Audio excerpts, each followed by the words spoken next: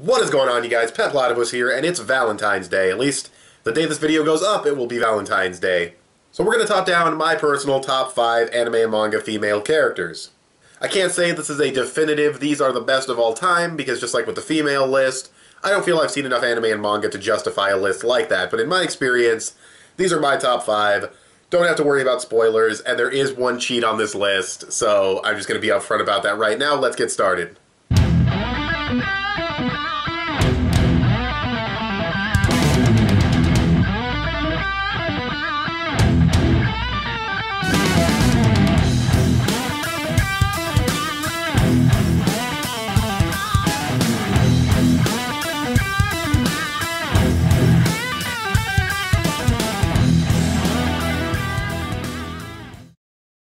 Number 5, Kat from Gravity Rush. And I know what you guys are thinking, here's the cheat because it's a video game character. She is the cheat because it's by pure technicality. Gravity Rush has one OVA that they released. It takes place between Game 1 and Game 2. It's on PlayStation's YouTube channel. I am using that one OVA as my excuse to count her as an anime character. And that's not because I have to scrape the bottom of the barrel for female characters. There's definitely honorable mentions, and I'd even argue that if I refamiliarized myself with some of the honorable mentions, they could even surpass Kat on this list, but for now, I'm putting her on the list. I like her personality.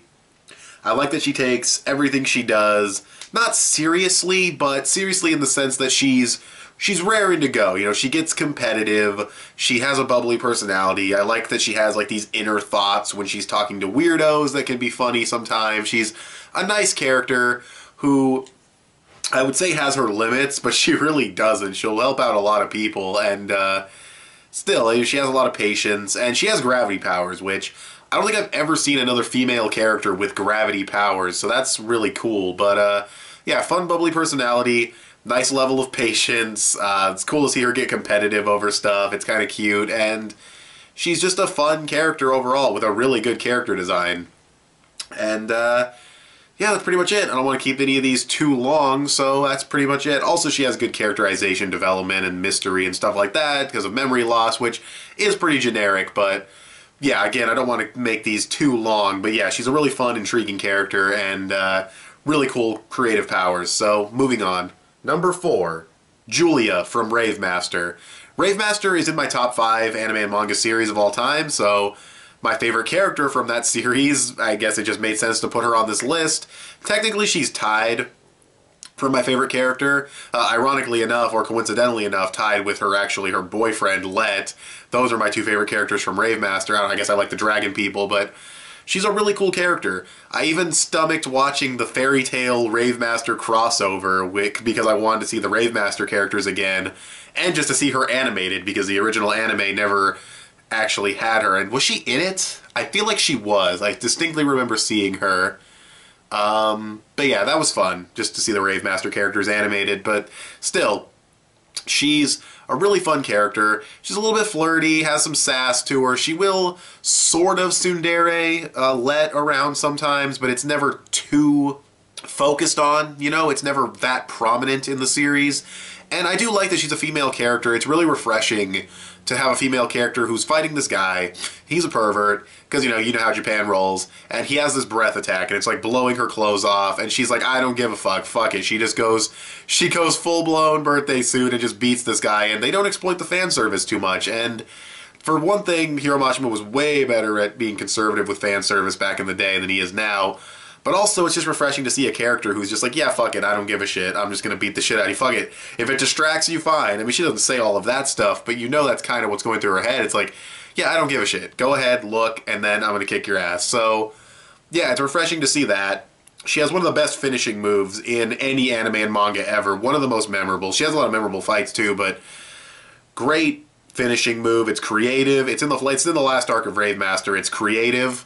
It's clever, it's brutal, it's sexualized, it's just an awesome fucking finishing move, and yeah, so that's really cool. And she even kind of influenced a character in my own manga series that I'm working on, and I think that if I like a character enough to where her personality and character traits sort of subconsciously influence me and kind of putting it into another character that I'm working on, I feel like that definitely justifies being on my top 5 list, so let's move on. Number 3. The top 3 on this list kind of feel interchangeable, to be honest. Not quite. I'd say maybe the top 2 are interchangeable. I'm not too sure.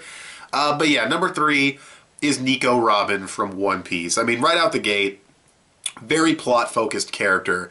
Very important to the overall series. You know, anytime an arc is wrapping up and Robin gets some focus, I kind of get excited because it's like, oh, are we going to see a poneglyph? Are we going to find out about ancient weapons? Are we going to find out something? And we kind of do. You know, Fishman Island and Skypiea and a lot of arcs, she does find poneglyphs. She does find plot-related things, and that's always interesting and always cool to see. But even moving away from, like, the objective stuff about her character that's great, and other things about her character that are objectively good are things like character development, you know, how her backstory, stuff like that. But there's also, she has a really creative devil fruit that's really cool, really useful, really versatile. I wish Oda would use her more in fights, but, you know, whatever. Because, like, her last one-on-one fight, I mean, maybe she has one in Dressrosa, I don't know, I didn't finish that arc yet, but the last one-on-one fight I've seen her partake in is, like, Skypiea, and that's just insane, so fuck that noise. But yeah, really cool devil fruit power, really cool personality. I love that she'll jump to the most morbid conclusion right away. I like that even though she's mature and kind of elegant and stuff like that, she's not snooty, she's not above it all or anything. She's mature, but she'll still laugh at Luffy being a dumbass. And the only time I think she's ever been really stern about their silliness is the fucking, in Thriller Bark with the fucking docking giant robot Megazord thing they did. That was like one of the only times, and that was a really funny scene. But yeah, even though she's mature and doesn't really make silly faces very often or anything, she's still kind of just as weird as the other Straw Hats in different ways, and I really like those quirks about her. And again, great character development, also a great character design. I like that this is, like, I think she's pretty much Oda's first female, at least in a large capacity, this is Oda's first female that did not look like Nami. Because there were others before her that kind of looked like Nami, but there were slight variations in the lip or whatever, but this is like the first one that looked totally different, and also want to give props for that. But that's pretty much it, so let's move on to the next one. Number 2, Toph Beifong from Avatar The Last Airbender / The Legend of Korra.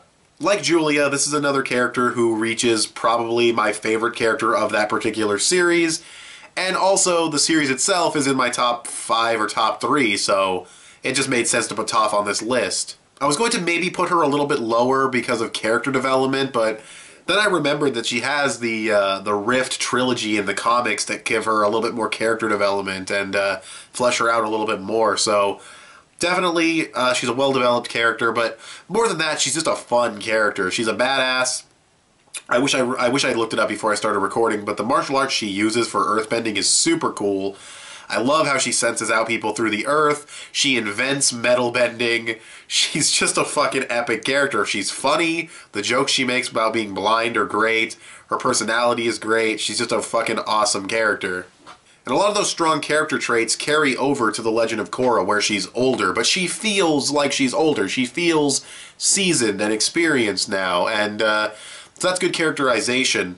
We even get to see a little bit of how she was as a mom, which is kind of interesting. And yeah, she's just a really well-developed character if you include Avatar, Korra, and the comic series. And another thing that's great about Toph is that even though she is very tomboyish and very brutish and thuggish, it's cool that she does have a bit of a feminine side, because I can really only compare her to a honorable mention that I'm going to bring up in just a second, but I like female characters that can be rough and tough and thuggish, but they're still female characters. They're not just a guy disguised as a female character. Like, oh, I'm going to make a badass female, so let's just write a guy character and then give her tits. You know, not like that. She actually does have moments where she's a bit more vulnerable, like a girl, like a young girl.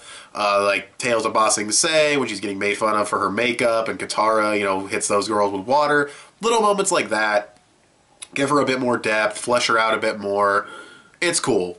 But that's really all I have to say.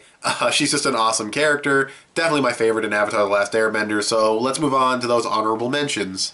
There's Winry Rockbell from Fullmetal Alchemist, there's Riza Hawkeye from Fullmetal Alchemist, and there's Olivier Armstrong from Fullmetal Alchemist, which I'll get back to in a second. And there's also Nami from One Piece, who would have made this list, but she's just kind of bitchy, you know what I mean? She's just kind of like, you know. I like Nami. She has character depth. She has a really creative power, not utilized enough in fights. She looks good, like most of the chicks on this list. Not, not counting Toph, obviously. But yeah, she's just a cool character-ish, but she's like my least favorite Straw Hat. She can be too much of a bitch sometimes. She wasn't going to touch this list, but I think she was worth mentioning that she is a good character. There's also Ellie from Rave Master. Could easily be interchangeable with Kat. I just didn't want to include more than one character from a particular series on this list, so I went with Kat because Kat and Ellie are actually really similar. That's kind of why I went with Kat. But yeah, Ellie's a really, really great character from Rave Master. I just didn't want to include more than one from one series. But going back to Olivia Armstrong, she's an example of the brutish, thuggish female character that honestly pretty much just feels like a guy. No, I like her character. She's fucking awesome. She really is. She has a cool design. It is hilarious to see her beat the shit out of her brother. That was so funny. But she's not, I don't want to say feminine enough, but I don't really feel like there's a female character in there. You know what I mean? I'm trying to think of scenes where a female side of her is shown, and it's really hard. I'm trying to think, maybe because I remember she was given flowers one time, but I feel like she didn't like them. I don't remember. She just, nothing about her, and it doesn't have to be a stereotypical thing like liking flowers or anything. It's just, I just don't recall her ever having a feminine side, and that's not a problem. Like I said, I still really like her character, but I think Toph definitely edges her out when it comes to that. Well, I think all the female characters edged her out. That's why she's only an honorable mention, but you know what I mean. But yeah, that's pretty much the honorable mentions. Ellie, whole bunch of Full Metal Alchemist chicks. They're all really good. It's probably because the writer of Full Metal Alchemist is a female. I don't know. But then we also have, of course, Nami as well, who was not going to touch this list, but I thought it was worth mentioning. There's probably more honorable mentions, but let's just move on to number one. And now, number one. Boma from Dragon Ball. And I am just as surprised as you that she made the number one spot, especially considering I really don't like tsundere characters, and Bulma definitely fits that bill in a lot of ways. She will hit characters when they say something stupid or kind of accidentally insult her or whatever. She will be full of herself and kind of bitchy, but it works. You know what I mean? There's just something about her being bitchy that just feels more justified. Like moments like when Krillin and Gohan, they just leave the spaceship and they just walk around Namek, and she's just like, there could have been no oxygen, you fucking dumbasses. And she yells at them. But it makes sense to yell at them for that. Like, they could have literally died. They just walked out there like it was totally cool.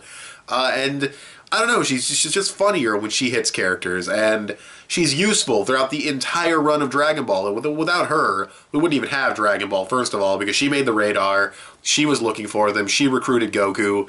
But that aside, inventing the Dragon Radar, inventing the Time Machine, pulling Cell's Time Machine out in Super, inventing the Super Dragon Ball Radar that could go across, like, not the whole universe, but a decent chunk of it. Even putting her life on the line to flirt with Zamasu.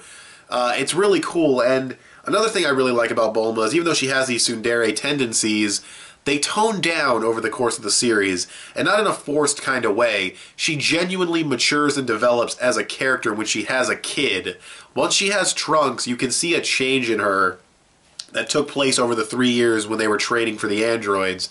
She still has her tendencies. She can still be a little bit cocky and full of herself and, a little bit tsundere-ish, but they're toned down. She had to mature, she had to grow up because she became a mother, and I really like that character development, and it's something that persists throughout the rest of the series and in Super. She may not have been that useful in the Majin Buu saga, but she's definitely really useful in Super. A non-combatant character is crucial in a lot of scenes, and I really like that. So Bulma makes number one, and I'm really surprised about that, but she's just a really likable, really well-designed, really well-utilized character. And she's like fucking immortal. She's like immortal and always looks good, so there's that too. I'm joking, but she kind of is. But a lot of Dragon Ball characters are immortal, so I mean, not a big deal. I mean, Chaozu, anyone? But with all that being said, what did you guys think of this list? Do you agree? Do you disagree? Give me your top 5 in the comments section below. Happy Valentine's Day. I want you guys to give this video a thumbs up and share it on social media. Both those would help me out a lot. Subscribe if you haven't already, or if you like what you've seen here. Click that little bell to get notifications of when my videos go up. I want to thank you guys for watching, and I'll talk to you guys later. Bye.